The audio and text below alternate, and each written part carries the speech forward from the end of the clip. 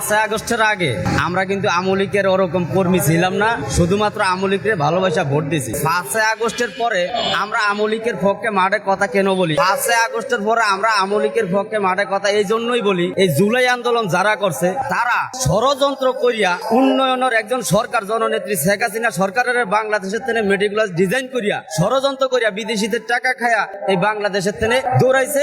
এইটা আমরা বুঝতে পারছি কিসের মাধ্যমে? তারা অনেক মিথ্যা অপচার করছে। আপনি দেখবেন এই জুলাই আন্দোলন যারা করছে, সামনে থেকে যারা নেতৃত্ব দিছে, এই নাহিদ, হাসনাত আব্দুল্লাহ আর অনেকেই যারা নেতৃত্ব দিছে, তারা কেউ কিন্তু আহত হয় না। তাদের গায়ে একটা ইটের টোক্কো পড়ে না, একটা গুলিও পড়ে না, তারা কোন রকম একটা বাড়িও খায় না। কিন্তু আশ্চর্যের ব্যাপার হইলো তাদের মধ্যে থেকে, মিছিলের মধ্যে থেকে যে কোনো একজন হঠাৎ করে গুলি খেয়ে পড়ে গেছে এবং তাদের মিছিলের মাঝখান থেকে অনেকে মাথা ইট লাগছে।